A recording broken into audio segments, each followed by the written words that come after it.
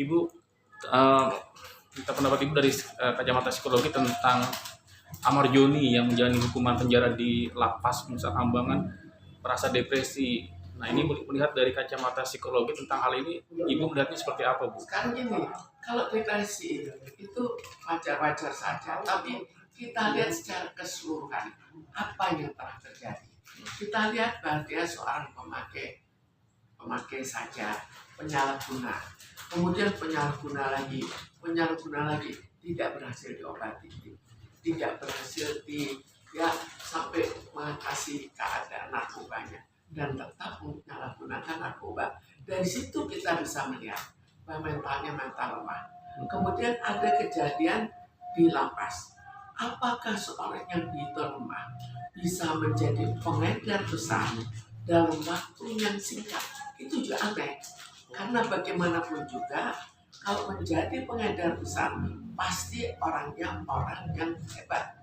Mentalnya kuat, strateginya juga bagus. Tapi kok bisa secepat itu? Jadi dari situ sudah ada suatu keraguan. Apakah itu bukan jebakan? Apakah dia bukan ditargetkan untuk menggantikan pengedar besar yang besar? Jadi lalu tiba-tiba di Nusa Kambangan itu dalam waktu singkat. Kemudian tidak diberikan kesempatan sebagaimana yang kita anggap wajar. Jadi saya anggap demi keadilan, biarkan dia misalnya dipindah sementara hanya selama persidangan dan akhirnya dijaga ketat. Kan mungkin saja. Kenapa tidak mungkin? Sampai seberapa besar sih kekuatan Amar Joni? Apakah seperti Hercules atau apa? Jadi tetap menjadi tanda tanya. Apakah dia dijadikan kambing hitam? Apakah dia harus menggantikan pengedar narkoba yang besar, seorang bandar narkoba? Kita kan juga tidak tahu. Tapi paling tidak berikan kesempatan. Itu yang saya anggap sebagai suatu keadilan demi keadilan, bukan hanya pada Amar Joni, tapi secara keseluruhan. Bu, kira-kira siapa yang melakukan menjebak Amar Joni dan apa keuntungannya ketika orang tersebut melakukan hal itu terhadap Amar Joni? Sekarang kita bayangkan ya, kalau kita pengedar besar, lalu kita tidak mau dihukum mati, kita cari apa? Kita cari pengganti. Kalau dia jadi pengganti bagaimana? Apakah adil?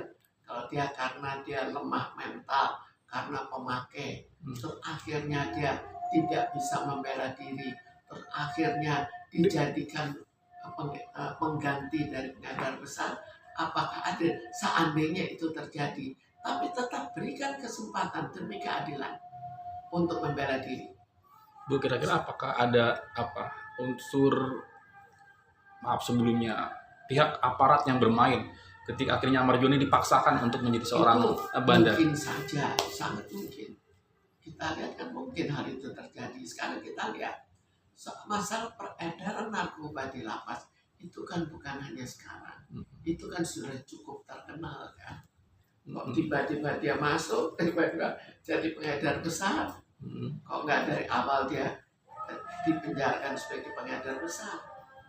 Tapi kan ketika sebelumnya ketika dugaan aparat bermain memaksakan Amar Joni menjadi seorang bandar, kan taruhannya adalah institusi dan nama baik institusi tersebut. Apakah itu tidak terpikirkan sejauh itu? Sekarang kita lihat di lapas cukup terkenal nggak peredaran narkoba tetap terjadi di lapas.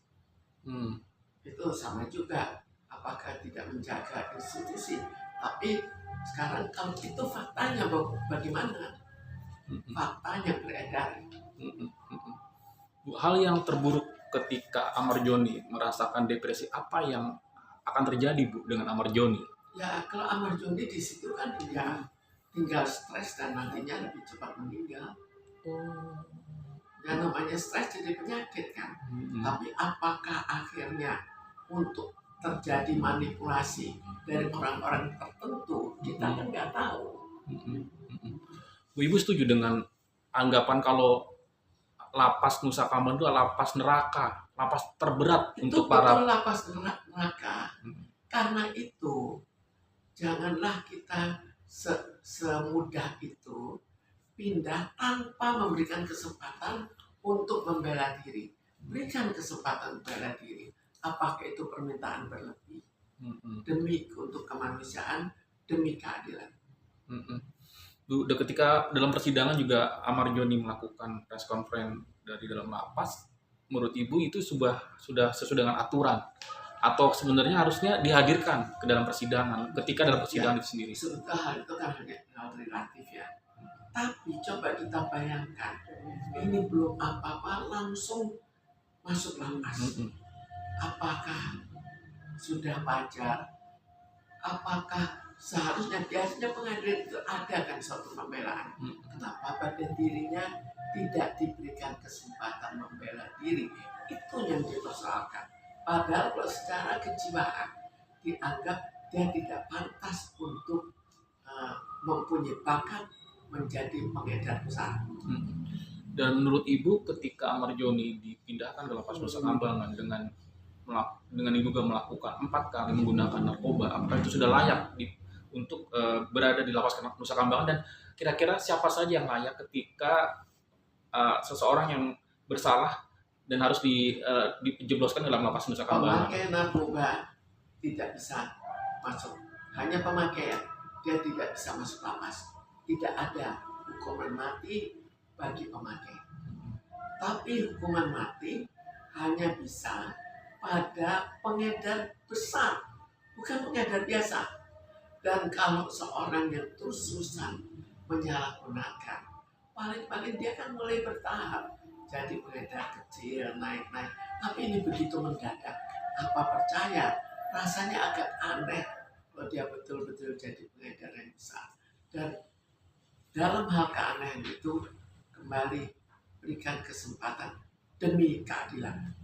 Dan Jadi yang saya persoalkan di sini bukan Amar Joninya. Yang saya persoalkan keadilan bagi orang yang sebetulnya kurang masuk akal untuk jadi pengedar besar, lalu kurang diberikan kesempatan untuk membela diri. Dan apakah menurut Ibu ketika seorang pengguna narkoba efektif ketika dilakukan untuk direhab, Bu? Sejauh ini Ibu melihatnya apakah sudah efektif untuk Kalau rehabilitasi? pengedar narkoba tidak perlu rehab, masukkan penjara. Namanya pengedar kok. Tapi itu yang harus kita tanda tanya. Jadi di sini dia pasti memakai. Yang kita persoalkan lagi, kalau dia memang pengedar, dia pengedar besar atau pengedar kecil, dan pengedar mendadak. Hebat sekali bisa seorang pemakai narkoba mendadak jadi pengedar besar. Jadi itu kan ada segi keanehan. Keanehan itu harus menjadi dasar untuk diberikan kesempatan membela diri demi keadilan, bukan demi Amar Joni. Terakhir, Bu, apa pelajaran yang bisa dipetik dari kasus Amar Joni, dan mungkin dukungan moral apa yang ingin Ibu sampaikan terhadap Amar Joni? Ya, sebetulnya untuk Amar Joni ya, bagaimana kalau dia memang merasa bukan seorang pengedar, lalu tidak diberikan kesempatan, kita tidak bisa main apa-apa. Itu hanya ya semacam hukum diktator saja. Tapi cobalah ditinjau kembali demi keadilan, tinjau kembali. Apa jeleknya sih kalau dia dibawa untuk membuktikan untuk bisa bebas berbicara dan dijaga ketat. Kalau nanti dalam penjagaan tetap terbukti, nanti dalam pengadilan itu soal lain. Tapi kalau tidak, karena tetap ada suatu keanehan, sama seperti orang kecil tiba-tiba jadi menteri, kan itu kan aneh.